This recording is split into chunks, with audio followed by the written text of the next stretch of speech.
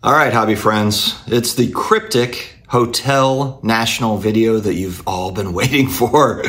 I'm just recovering from last night. It was somewhat of a long day / night with all the travel and everything. We have made it into Chicago, Rosemont for the National. Yesterday was very busy. Today is going to be insanely busy. A lot of meetings, a lot of things going on today at the show, but hope you guys are doing well. Shout out to some of the people that I met today. Bazooka Tom, Odie, good to meet you at trade night. I'm going to give you guys kind of a quick run through of what I'm seeing out here in these streets. First off, pretty much as soon as we got in, my wife and I, to celebrate some time away, date night away from the kids at the National, we grabbed a beer at lunch to get ready for the day, and we met up with Seablez. We actually saw one of the older brothers, or the older brother, Steven, I think is his name. Met him as well. Really nice guys, but it was good to meet Seablez in person. I've never met him in person before, so nice kid.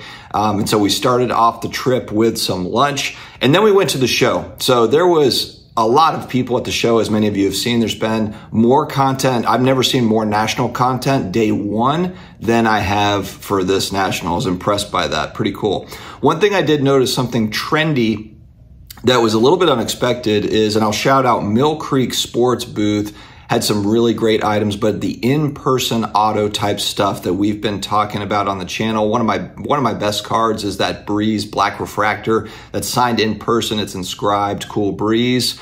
A lot of that sort of thing. So not pack pulled autos, I guess is what I'm talking about. Authenticated stuff. You know, so it'll be like a Beckett authenticated Ken Griffey Jr. Topps rookie card type thing. And it's not necessarily a grade. It doesn't have a card grade, but it's just got the auto 10, or it's just got the authentic grade. And there's stacks and stacks of those. I use Griffey as an example because he's got such a great autograph. And if you are a collector and you just want kind of, you want that Topps rookie card that's signed by him, man, there's dealers, and Mill Creek Sports was one of them. They probably had 30 and maybe more in the back type thing. And I've never seen more of that type of stuff at a show. And I don't remember there being as much of it when I was here, whether it be Atlantic City or going back 2 years to Chicago, Rosemont, where we are today. So that seems to be something that has caught on. A lot of Mickey Mantle, a lot of vintage autograph stuff. In the same vein, not necessarily rookie cards, but there are rookie cards of vintage baseball, post-war vintage baseball guys that are signed, authentic auto, that sort of stuff. So that was just a really interesting observation. My wife said that she did not go to Atlantic City last year, but 2 years ago she was here, and she said, man, there are way more women and kids here this year than there were when I was here last time. So that was a quick observation that she had made, which I thought was interesting. And so that's good to see. You've kind of got the next generation getting more and more involved, because frankly, that's really what it was. Back in 1990, there was a lot of young people. Now, I will say there was also a lot of middle-aged guys in 1990 as well during that last boom, that were into cards, obviously, but you've seen it now. It's trickled down to those next generations. And so good to see there's just a lot of young people getting involved. The displays, if you go, the corporate stuff was awesome. Upper Deck had a giant Jordan display with Jordan 1s and shoes and jerseys and signed basketballs and all sorts of stuff. That was really cool to see. Gary V was at his V Friends booth. I didn't go up and talk to him or anything.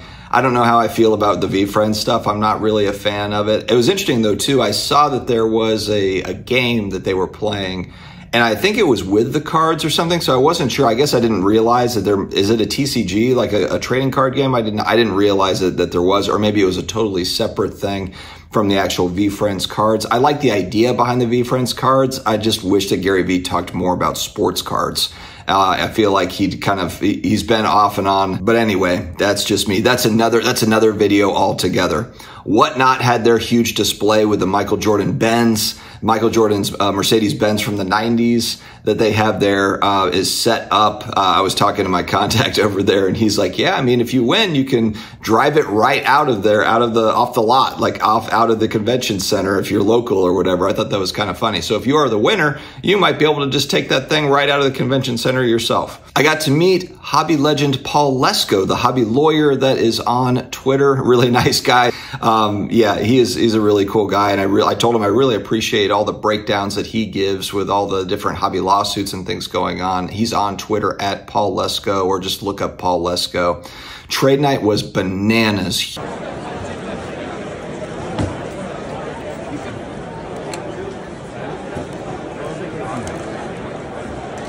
night is massive. Huge line to get into trade night.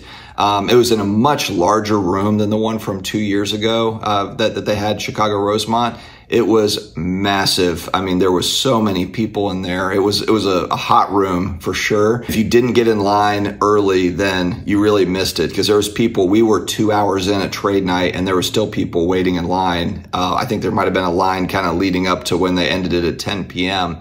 It was wild. So people ended up just setting up their own kind of trade night outside of the giant room.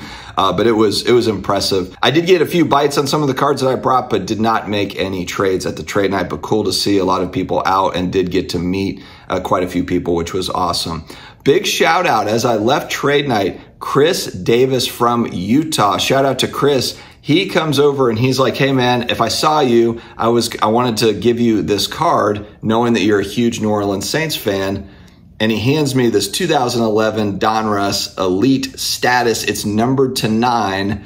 And I was just like, holy smokes, man. This is the sort of stuff that happens at the National that is just unbelievable. I know there's a lot of talk always about like scammy this and scammy that in the hobby, but there's also just a lot of really nice, giving, generous people out there as well in these card streets. And it's cool to see. So there's a balance. There certainly is a balance. I'm not going to say there's not scammy weird stuff, because we know that there's plenty of that, but I also just want to shed light on that there's really good people as well. I bought one card at trade night for $10 for the purpose. I think it's actually a $25, $30 card. So I'm going to send it off to video sponsor DC Sports 87.